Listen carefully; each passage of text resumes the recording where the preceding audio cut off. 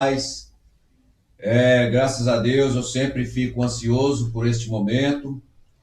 E hoje nós vamos estar aqui num bate-papo com o pastor Ivaldo Lombas e a sua esposa. E com a graça de Deus e do Espírito Santo, nós iremos estar aqui por um período de 1h30. Então, nós vamos ter bastante assunto para estar falando.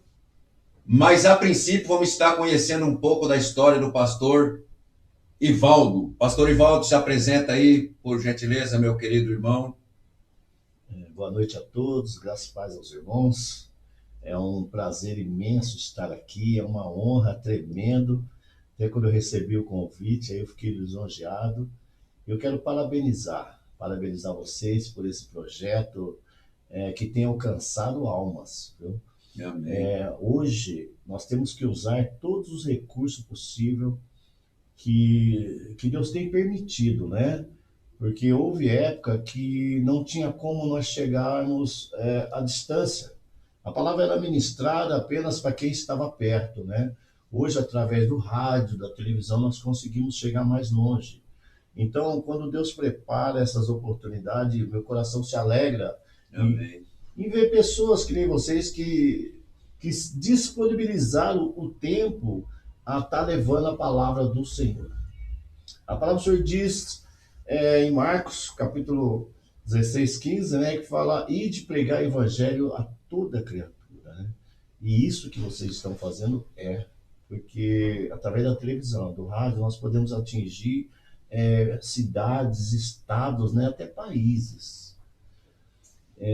Eu sou pastor Ivaldo, do Ministério Ide Fazer Discípulos, da cidade de Campinas, juntamente com a minha esposa, a pastora Ruth Lombas, né, minha querida? Que é minha intercessora, é meu braço direito. Nós trabalhamos juntos nos projetos, né? O projeto do Ide Fazer Discípulo, essa igreja, tem o nosso presidente, estamos aqui com a bênção dele, né, pastor Samuel, e a pastora Idamar, que vocês conhecem, né? Uma bênção de pessoas, né? Mas estamos aqui, eu sou pastor, pela misericórdia de Deus, fui vocacionado para isso, né? Sou juiz de paz também, que eu quero contar um pouco depois como que Deus pôs isso no meu coração, e sou capelão. Maravilha. Bem? E a esposa do senhor, fica à vontade, pode se apresentar.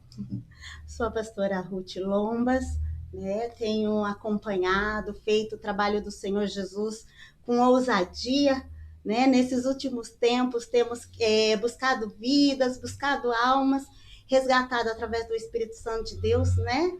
Muitas vezes estivemos ali no projeto da Casa da Cidadania, levando alimento para os moradores de rua, no estado de rua, e estamos aqui, pronto para fazer a obra do Senhor, mediante a vontade dEle, e eu creio que muitas vidas, através desse programa, vão ser alcançados pelo poder do Espírito Santo de Deus. Glória a Deus. Interessante que eu fui na casa da pastora Idamar, é Idamar, né? Isso. E o esposo dela, como é que chama o esposo dela? Samuel. Samuel, né?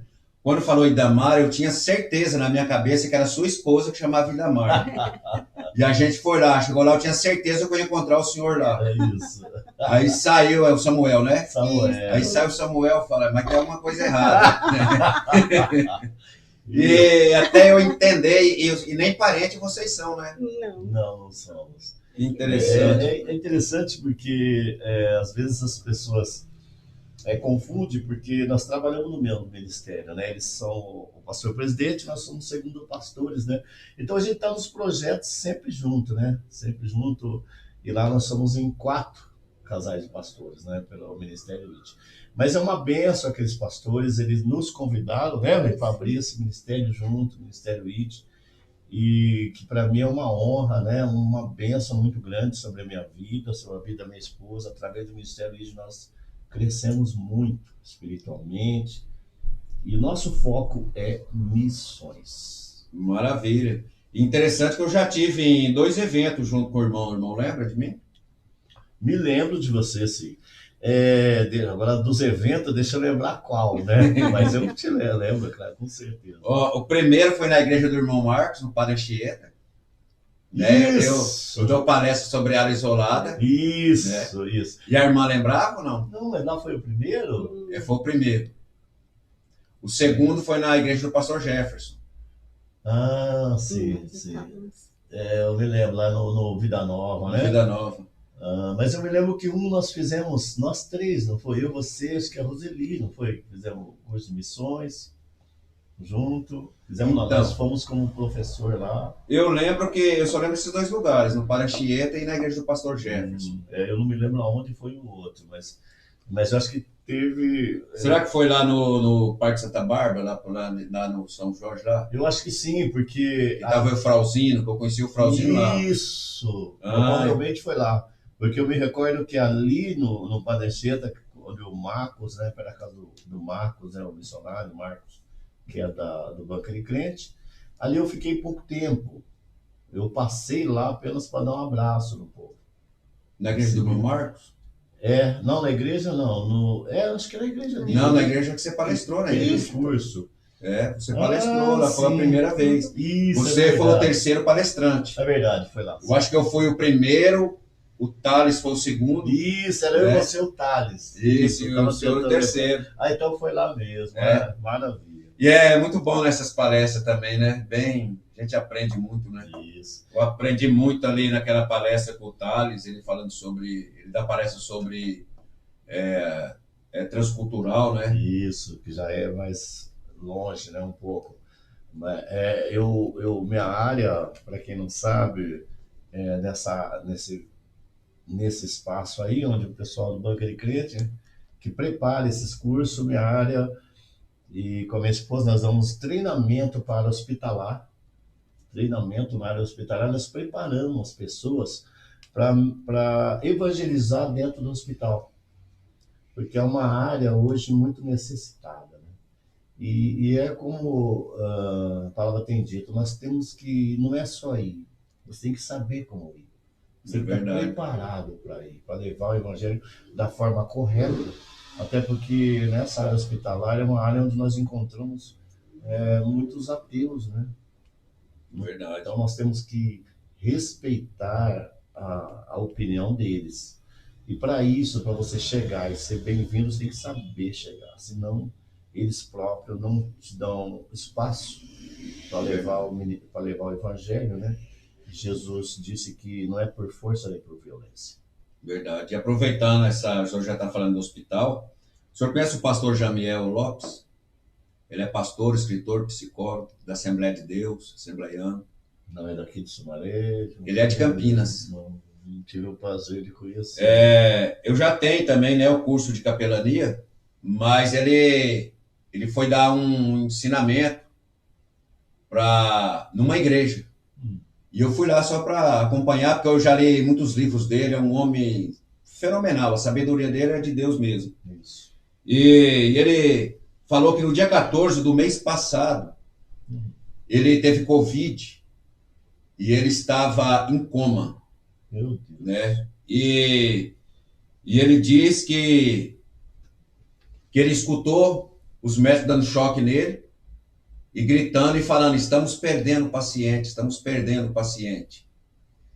E ele, na hora, ele ouviu, ele em coma, viu os médicos dando choque nele, e ele disse que ele orou, pedindo Deus para que Deus cuidasse da esposa dele, para que cuidasse dos 2 filhos dele, e ele falou que ele estava numa alegria tão grande dele naquela passagem, que ele falou que era como se uma criança tivesse ganhado um brinquedo que nunca teve na vida, aquela euforia. Entendi. Né?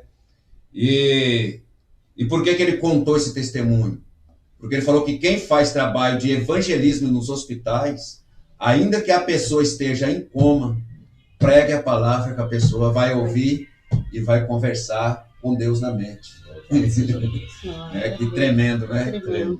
E aí ele disse que naquela hora que ele estava orando para a esposa, para os filhos, Deus falou para ele assim, ele ouviu uma voz nitidamente, que falou assim, você não vai morrer, porque os teus órgãos vitais eu preservei.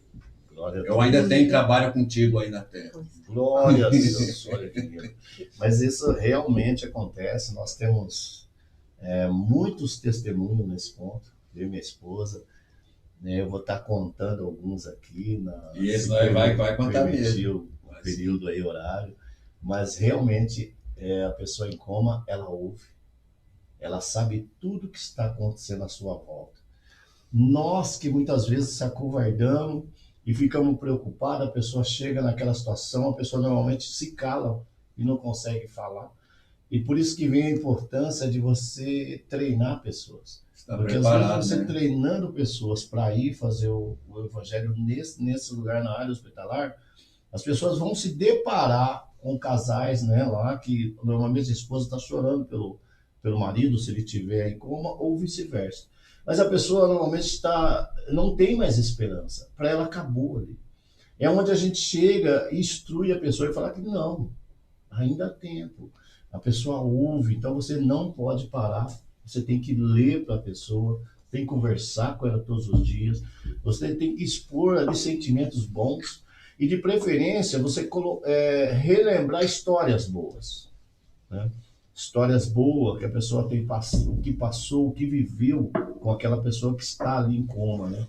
E porque isso é comprovado cientificamente que a melhora é tremenda sobre a vida do paciente. Quando a pessoa começa a trazer coisas boas, ler livros, para quem está ali acamado, né? A pessoa, ela ouve. Talvez ela não consegue esboçar, né, nenhuma expressão, mas ela ouve. E é importante ouvir, porque quando nós ouvimos, vai diretamente para o cérebro e o cérebro começa a trabalhar. É verdade. Eu vivi uma experiência, fui visitar um amigo, ele acabou falecendo mesmo. A gente ganhou ele para Jesus, na semana que a gente ganhou ele para Jesus, ele foi internado na Unicamp. E ele ficou 45 dias em coma. Uhum. E foi eu e meu pastor lá. E quando a gente chegou, a enfermeira ia dar banho nele. Isso. E ela falou assim, não, mas pode entrar, fica à vontade, aí depois eu dou banho nele e tal. E ele já estava ali em coma, que não tinha sinal de vida nenhum. E eu peguei na mão dele, a mão dele estava gelada, e eu comecei a conversar com ele, a mão dele começou a esquentar. E de repente ele começou a piscar o olho. Olha isso. E no que ele piscava o olho, aí eu falava para ele, irmão, nós estamos aqui e tal. Jesus é bom. Talvez se a pessoa pudesse falar, não, irmão, eu não quero voltar mais. Lugar lindo, Porque de delícia. tem esse risco. Você está orando para ela voltar, ela está falando, para que eu estou bem. Porque o sofrimento é nosso, todo nosso. Né? Para quem parte com Cristo, é igual o pastor Jamiel falou, é um presente. Né? Um presente que está louco para pôr a mão naquele presente. Né? Isso. Minha esposa, que sabe muito o que eu vou falar aqui, nós sempre oramos, quando nós vamos orar para uma pessoa com enfermidade, tudo que nós queremos é que a pessoa retorne com saúde, mas nós sempre oramos e todo final da oração, para essas pessoas, a gente sempre pede para que seja feita a vontade de Deus. Para não cair nessa contradição onde você acabou de falar. Porque às vezes a pessoa está ali e já está pedindo para ser recolhida, para Deus levar realmente.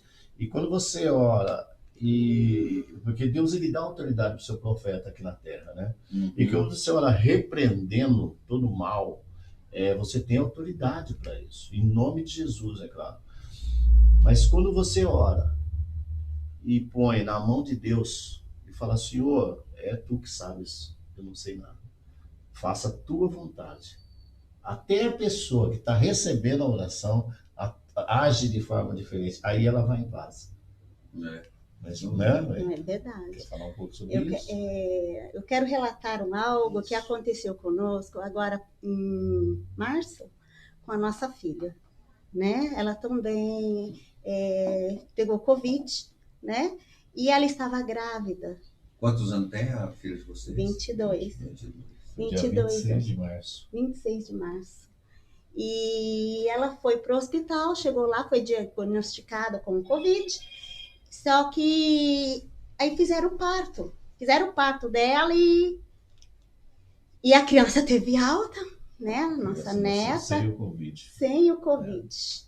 Coisa de Deus mesmo, para mover corações, né? Para mover os nossos corações também, né? E toda a família, toda a parentela, E naquele momento ela foi entubada, né, mãe? Ela foi entubada e a criança teve alta, a bebê teve alta, e ali ela foi para o leito do hospital, entrou no balão de oxigênio, e Deus já começou a trabalhar naquele momento, porque adentramos naquele hospital já em oração, pedindo a Deus, né, para que ela que Deus poupasse, né, porque nesse momento de aflição, principalmente agora nesse tempo de Covid, muitos faleceram, muitos morreram, houve muitas percas, né? Muitos o Senhor recolheu para o seio de Abraão, que é dessa forma que nós vimos, outros faleceram. Então foi muito desesperador naquele momento. Foi muito. E ali nós estivemos naquele hospital pedindo para Deus, e Deus colocou no nosso coração para que nós intercedêssemos por todo aquele hospital. Então levantamos ali naquele local, primeiro dobramos nosso joelho, um fervor em oração, e começamos a orar, em busca do Senhor Jesus, repreendendo todo o espírito da morte naquele hospital, buscando realmente a face de Deus ali, em oração, em clamor, né? E como ele sempre fala, muitas vezes nós vamos para os hospitais e nós falamos assim: Senhor, faça a tua vontade. Mas quando chega o momento de sermos nós, né? Como você é? Faça a minha vontade. É desta maneira. Exatamente, foi um pensamento muito forte que minha esposa está falando, porque... Nessa hora nós somos até egoístas, né? Sim. E se tratava da filha. Então, eu cheguei lá, eu confesso para vocês aqui que, a princípio, eu não consegui falar: Senhor, faça a tua vontade. Eu não consegui. Eu me debrucei perante o vidro da UTI, que eu não podia chegar perto dela. Então tinha 2 vidros. Tinha um aqui, uma parede de vidro, e depois de 2 metros tinha outra. E minha filha estava lá dentro, no quarto, isolada, sobre todos aqueles aparelhos. E naquele momento que eu entrei sozinho, né, que não podia entrar, mas o médico, a assistente social conseguiu que entrássemos ali. E ali eu falei: Senhor, eu não sei o que falar mais. Eu vou orar. E eu comecei a orar na UTI. E ali eu, orando naquela UTI, comecei a orar, não tinha mais voz para orar, eu comecei a louvar. E o interessante de tudo isso é que hoje esse Covid veio para realmente mudar pessoas, mudar regras. Naquele momento, nem um minuto, eu fui interditado, ou eles pediram para mim parar, nem um minuto. Deixaram à vontade. Deixaram à vontade. E ali eu orei, eu louvei, e houve transformação naquele lugar. Pessoas, na hora que estavam ali com os parentes na UTI, as pessoas falavam: não, eu quero essa oração, deixa eu ficar perto dele, eu estou sentindo a presença do Espírito Santo aqui. E houve um mover do Espírito Santo tão grande ali, porque ali Deus já começou a trabalhar. Mas eu, depois de um certo período, eu consegui falar com Deus: Senhor, faça a tua vontade. Mas aí Deus começa a nos mostrar em seguida qual que era a vontade dele. Havia pessoas que ele estava tratando. Então, o que eu quero deixar para vocês aqui também é para observar que muitas vezes aquela pessoa que está na enfermidade, é necessário que nós oramos também para as pessoas que estão à volta dela. Porque às vezes a situação está ali porque Deus está tratando pessoas à volta. E nem sempre é com quem está acamado. Às vezes é com os familiares. Principalmente a falta de perdão nos dias de hoje. Verdade. Nos dias de hoje, a falta de perdão é o que mais nós temos visto. E pessoas estão naquela situação, muitas vezes com a enfermidade, porque não perdoou. O perdão é muito importante para o mundo espiritual, para a nossa saúde espiritual.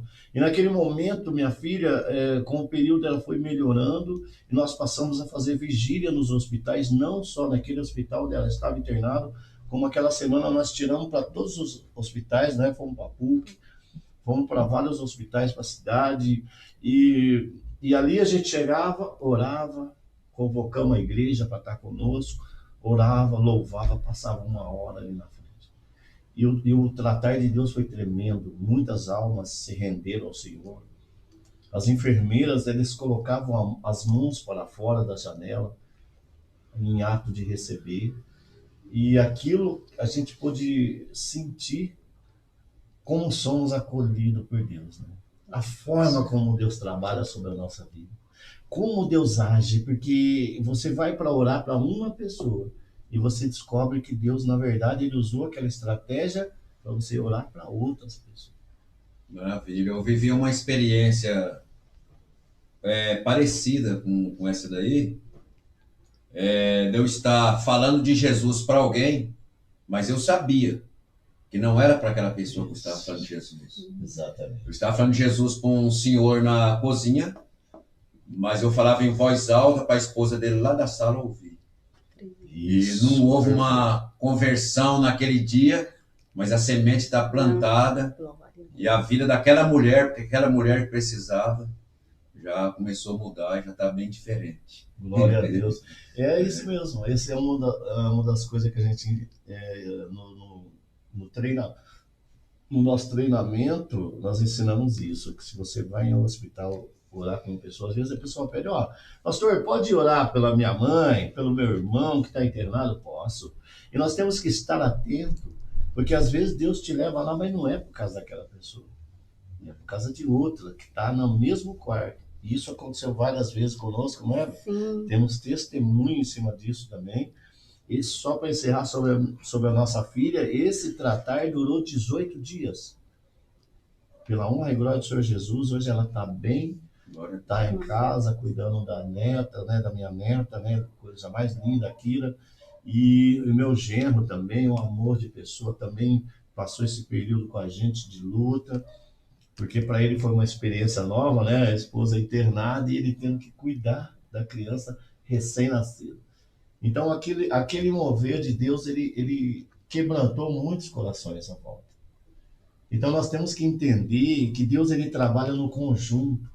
Às vezes, nós falamos, Deus só trabalha na vida daquela pessoa. Não, ele nunca trabalha na vida de uma pessoa só, ele trabalha no geral. Ele está sempre trabalhando. Jesus disse, meu Pai trabalha e eu também. O Espírito Santo é um mover que é 24 horas trabalhando. E uma das vezes que nossa prima, né, teve internada, A Cristiane Lombas, acho que está assistindo aí, um abraço para vocês. Ela esteve internada na Unicamp e minha esposa falou, vamos lá, vamos. E estivemos ali e quando oramos por ela, tinha uma senhora que estava no quarto, né? E essa senhora que estava no quarto, mesmo pai com ela, estava com uma jovem. E depois a gente veio conversar, minha esposa conversou com ela e descobriu que essa jovem era a nora dessa mulher. E Deus tocou no meu coração de orar por aquela senhora também. E fomos lá orar pela Cristiane, entenda bem, que estava com câncer. E pela honra e glória do Senhor Jesus, não a nós, ela foi curada. Glória a Deus. Foi curada. E nosso coração se alegra com isso, com Deus está nos usando, né, nessa área, em outras. Mas eu me recordo que ali Deus tocou no meu coração, vai lá, põe as mãos sobre aquela senhora e ora por ela. E nós sempre falamos de manhã, né, bem, quando acordamos, Senhor, faça tua vontade, o dia é seu, nos use da forma que o Senhor quiser, do jeito que o Senhor quiser, aonde o Senhor quiser.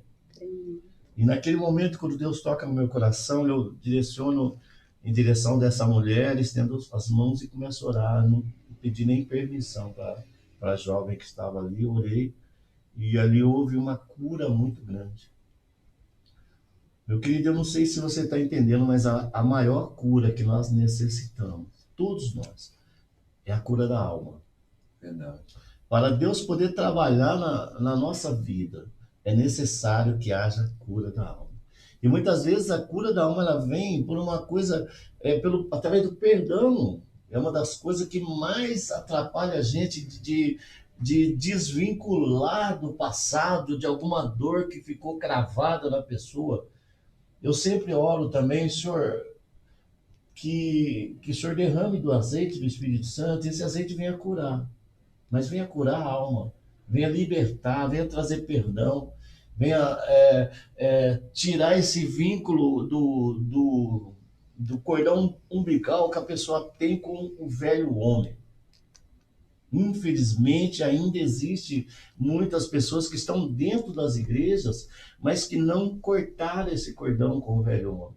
E isso por quê? Porque ainda estão ligados a coisas do passado, há mágoas, há tristeza, há dores, algo que ficou, que alguém falou, que alguém fez, e a pessoa vem machucada, aí fica 5, 10, 15, 20 anos dentro de uma igreja e você não vê resultado.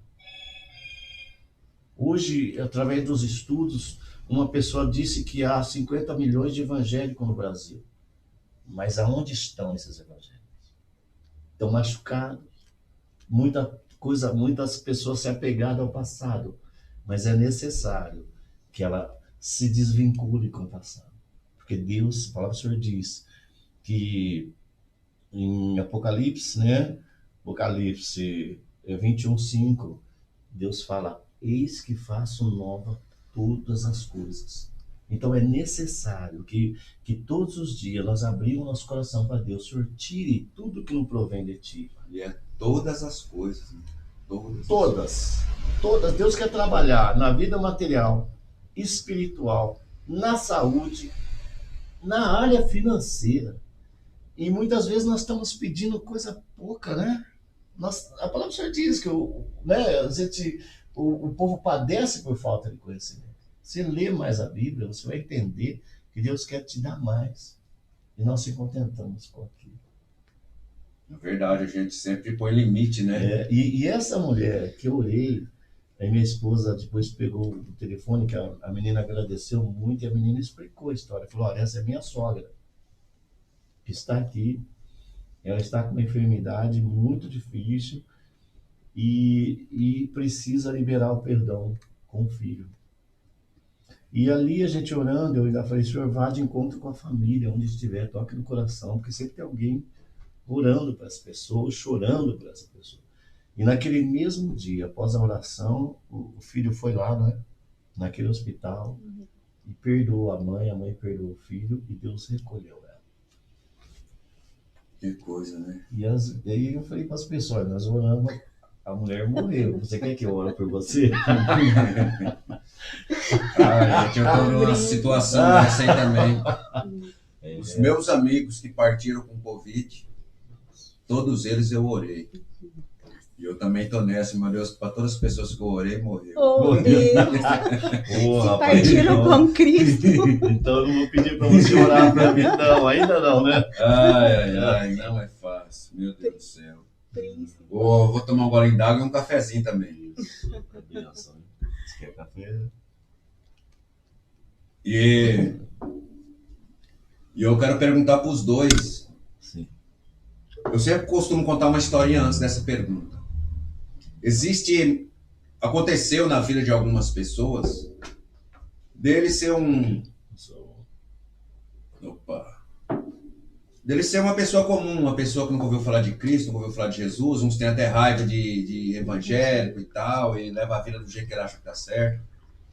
E de repente ela acorda de manhã, a mesma pessoa, e sai por aí andando, aí ele encontra um amigo ou alguma situação que, enfim, ele vai parar onde é que tem os evangélicos.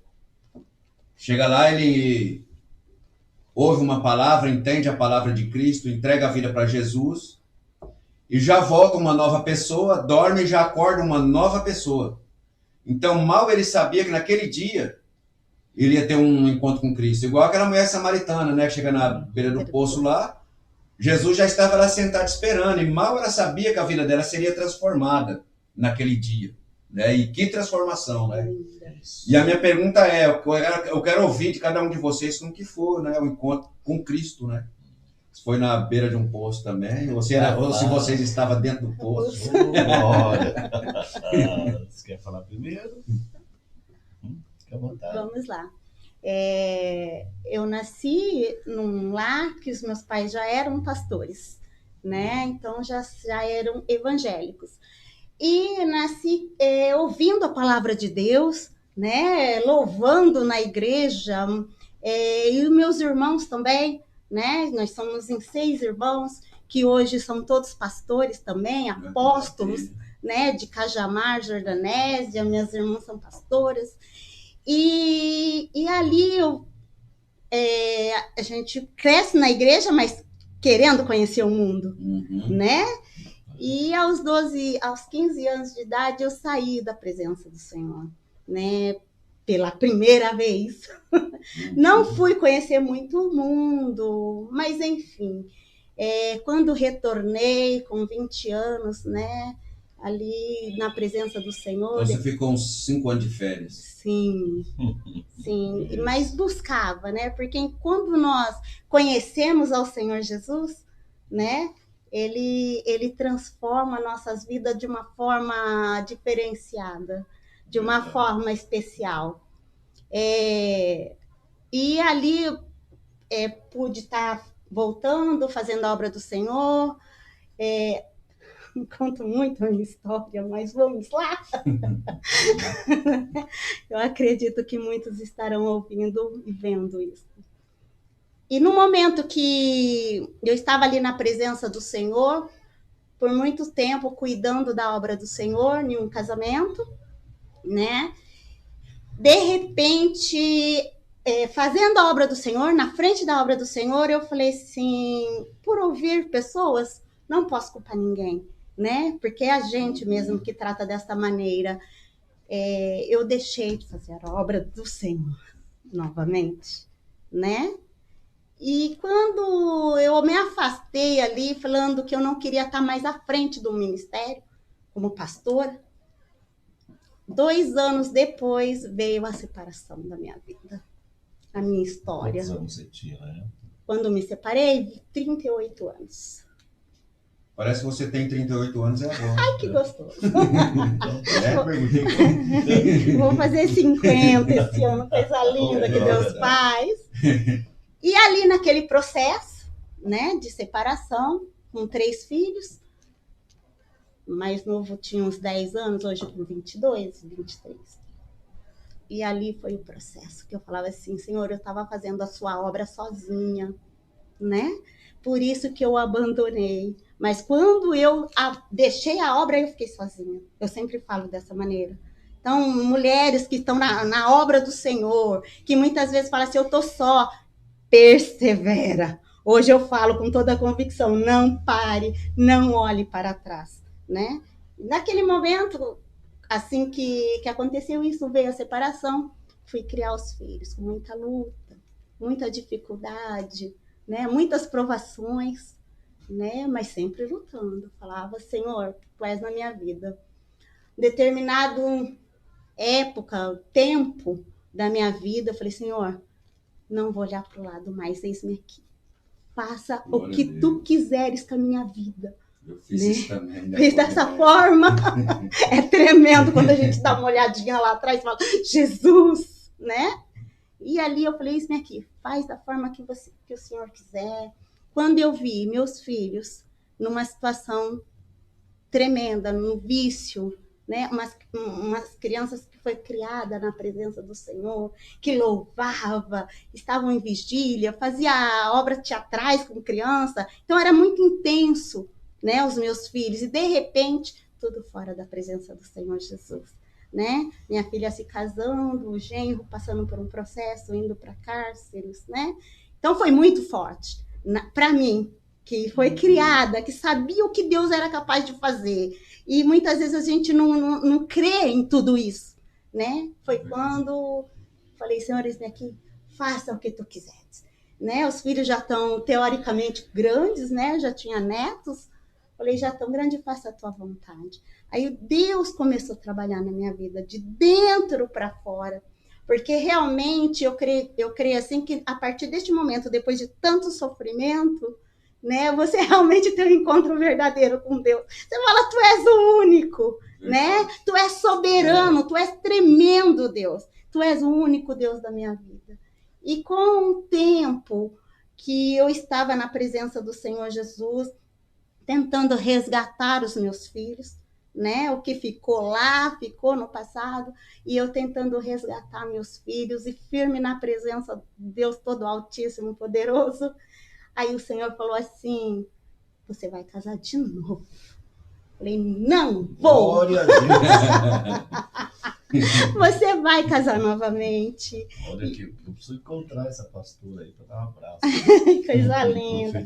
Uma das pastoras foi a pastora Judy Monteiro. Você vai ver, né? Então, foi assim um processo muito forte. E ali eu falei, Senhor, faz a tua vontade.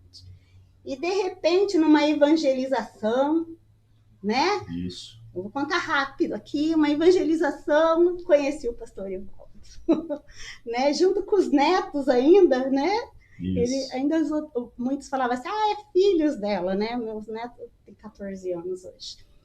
E é filho, né? Eu falei, ele não, ela deve ser vó, com essa paciência toda, né? Que esse jeito de falar, manso. E ali eu conheci o pastor Ivaldo e nós começamos a fazer a obra do Senhor junto. Aí o Senhor falou, olha, ele vai contar a história dele, né? Do problema do coração, enfim. E Deus começou a fazer realmente essa obra maravilhosa na minha vida, na vida dos meus filhos. É tão lindo ver a minha filha hoje, né? Uma das filhas com 30 anos indo para a igreja louvar. Ela falou, mãe, eu me lembro quando eu tinha 5 anos de idade, 10 anos que eu louvava esse louvor, né? E ela foi esses tempos na igreja louvar, os meninos voltando, né? Mas enfim, pastor Ivaldo na minha vida, presença de Deus na minha vida, o pastor Ivaldo na minha vida, e começou a fazer, eis que faço nova todas as coisas.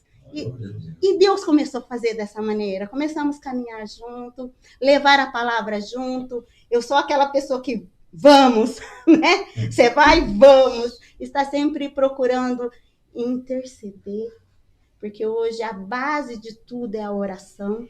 O ministério de vocês são esse, né? Intercessão. Intercessão, busca, em busca, né? Vai que eu estou aqui orando e eu sei que vai dar tudo certo, já deu tudo certo em nome de Jesus, né? E aí veio o pastor Ivaldo e nós começamos a trabalhar junto, indo para Cracolândia, estando junto com banca de crente, né? E ali levando a palavra do Senhor e aprendendo, porque cada dia nós aprendemos mais da parte do Senhor Jesus, né? Cada dia nós falamos, Senhor, eis-me aqui, eu quero aprender de Ti, eu quero realmente... eu falo assim, que convém que nós diminuamos para que o Senhor cresça nas nossas vidas, para que nós possamos alcançar aquilo que o Senhor tem designado nas nossas vidas, né? O Senhor sempre eu falo sempre dessa maneira. E aí a história do pastor Ivaldo, que está aqui nesta noite hoje, mas eu falo ainda antes para as mulheres, não desista dos teus sonhos, não desista dos teus projetos, persevere, não pare, porque o que Deus prometeu, Ele cumprirá. Aproveitando esse gancho, vou dar um recadinho para as mulheres também. Não fiquem tocados dentro de casa, né? Esperando Deus levar, né? Esse príncipe encantado lá, né? Não, vai fazer. Pega a botija d'água aí, o cântaro, e vai lá na boca do poço lá, senta lá. Ai, fazer a obra do Senhor fazer Jesus. A obra. Maravilha, né? E aí, pastor Ivaldo, como é que foi o encontro do senhor com Cristo? Na verdade, eu fui criado, ela foi criada no berço evangélico, eu fui criado no berço católico. Mas aquele católico que só ia para a igreja quando tinha casamento de algum amigo, né? Porque o foco era a festa, né? A festa, a bebedeira, o pagode. Fui do samba, fui do sereno. Eu era uma pessoa que gravei CDs de samba, de pagode no mundo. Toquei muito na noite. Eu fui criado em escola de samba. Então eu fui criado de uma forma, de uma escola de samba, você tinha que aprender a tocar tudo quanto é instrumento, tantã, pandeiro, pique de mão, que a gente afinava os instrumentos. Então. E ali eu sempre, desde pequeno, venho da família de sambistas, né? Qual é a origem do pastor? Eu sou do interior de São Paulo mesmo. Interior de São Paulo. Isso, uma cidadezinha pequena chamada Herculândia. Mas, rapaz, olha, andei bastante. E eu me recordo que quando eu mudei para a cidade de Campinas, eu morei aqui no lado do Rosolém. Na época, Rosolém era ligado a Campinas, não era nem Hortolândia. E dali eu fui para um bairro chamado DIC, que é o DIC de Campinas, o Distrito Industrial de Campinas, que é o DIC, lá na região do aeroporto de Viracopos, com 13 anos de idade. E ali comecei uma trajetória nova na minha vida no mundo do crime. E ali foi um tempo que... Que ano você foi para o aeroporto? Para o aeroporto lá? Eu morei ali, foi 1980, em 80 que eu fui para lá. Eu morei de 80 até 84 no Ouro Verde, lá no Profilur. No Profilurb, então, o Profilurb era o DIC 1, eu morava no 2, que era do outro lado, do lado de cá, né? Morria gente todo dia naquela Todo época. dia, e na época, o pessoal do DIC 2 não podia ir para aquele lado, porque eles matavam. E quem era de lá do Profilurb DIC 1 não podia vir para lá de cá, que eles matavam. Você deve ter conhecido umas pessoas ali, tinha um rapaz que chamava, o apelido dele era Aranha. O Aranha era muito amigo meu, ele era do DIC 1, do Profilurb ali também. E a gente foi criado... o Aranha, eu acho que eu lembro, irmão do Bozó. Isso! Eu não conhecia, irmão do Bozó. Tem alguns nomes aí meio conhecidos aí, que, né? E a gente conheceu o Pioi? Conheci. O Reboque, Ixi, Reboque. Donizete, Meu Deus. Chico Tripa, Todos. Acácio. Meu Deus do E céu. a gente atravessava ali para ir na escola de samba da Dona Joana, no Dom Pedro, que era Salgueiro. Então, nós saía do DIC, atravessava. Eu lembro dessa escola de samba. Ia para lá. Tinha um Xangai também, tinha uma escola de samba. Xangai. Então, também. aí o próprio Salgueiro fundou o Xangai. E a gente ia para lá pro Xangai também. Então, Que coisa, hein, rapaz? Nós é sobrevivente, então. Sobrevivente. Rapaz, e houve uma época da minha vida que eu casei aos 22 anos e tive... O Bozó deu um soco na minha boca que eu levei uns 10 pontos no beijo, assim. Até hoje meu sobrinho tira o sarro de mim. Nossa. Quando eu encho o saco do meu sobrinho, eles falam, ó, cuidado, vou chamar o... Não é Bozó? Não era Bozó o nome dele? Não é Bozó, era... da cidade. O irmão do Aranha não chamava Bozó. O Bozó é da cidade. O irmão do Aranha chamava... tinha o Boitatá. Boitatá Que deu um soco na minha boca. Rapaz, eu acabei um dia, estranhamos um dia lá na mão lá. E um negão também, né? O Boitatá era grande. Eu também, a gente tinha o mesmo tamanho, eu achei, eu brigava muito naquele tempo, mas fazia capoeira, né? E tivemos uma briga feia, durou um tempo essa briga. E rapaz, então ali a gente foi criado de uma forma que não sabia se eu ia estar vivo no dia seguinte. Todo dia era uma aventura diferente. Mas eu me recordo exatamente no dia em que eu fui chamado. Olha que coisa, né, rapaz? É uma data que a gente não esquece, né? E eu já estava separado, eu tinha perdido o casamento, tudo, já estava há 12 anos já, né? Tinha separado, minhas filhas crescendo longe de mim.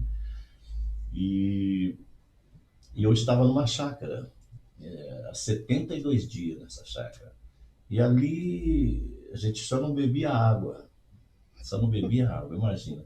E eu me lembro que nessa chácara, quando meu irmão falou, fica um tempo na chácara aí, resolveu umas coisas e tal, e eu fiquei nessa chácara e eu convidei um amigo, que ele me ligou e falou, pai, minha mulher brigou comigo e tal, e me colocou na rua.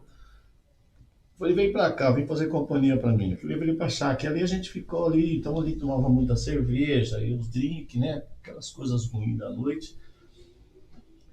E Deus usava ele. Rapaz, hoje eu entendo mais. Na época eu não entendia, porque eu não era conhecedor da palavra, não entendia nada. E de repente a gente estávamos ali batendo papo, e era 1h pouco da manhã, e os dois monstros, né? Quem foi da noite sabe o que tu queria dizer. E ele, do nada, começava a falar das histórias da Bíblia. Falava, rapaz, tinha um homem que se chamava Davi. Ele foi ungido quando era criança. E eu ficava olhando aquilo e falei, esse cara tá louco. E a gente brincava muito, que eu falava assim, essa é boa, onde você pegou? Eu quero essa, você tá escondendo. E no dia seguinte, interessante tudo isso aqui, ele falava, e no dia seguinte ele não lembrava de nada. E ficava bravo, porque eu cobrava dele. Eu não sei se ele está assistindo, mas ele sabe do que eu estou falando, eu gosto muito dele. E ele, graças a Deus, hoje, Deus me usou também lá, porque através dele evangelizar a minha vida, mesmo do jeito que ele estava, ele voltou para os caminhos do Senhor. E ele era evangélico, estava afastado, estava de férias. E ele conta hoje que tem coisa que eu falo que ele não se lembra, mas tinha coisa que ele falava para mim, eu conto e ele não se lembra. Mas o interessante de tudo isso é que ali, naquele momento, a palavra do Senhor foi plantada no meu coração, a semente entrou. E aquilo começou a florir e florar dentro de mim, eu sentindo sede, eu estava gostando daquela conversa. E o interessante é que ele me contou um dia, ele testemunhou um dia que ele falou, olha, teve uma vez que você virou para mim e falou assim, ele contando. Ele disse que eu falei para ele assim, mas esse Deus que você serve é tão bom quanto você está me contando, o que você está fazendo aqui? Eu não me lembro desse dia, mas eu me lembro parecido, eu não sei se eu falei isso porque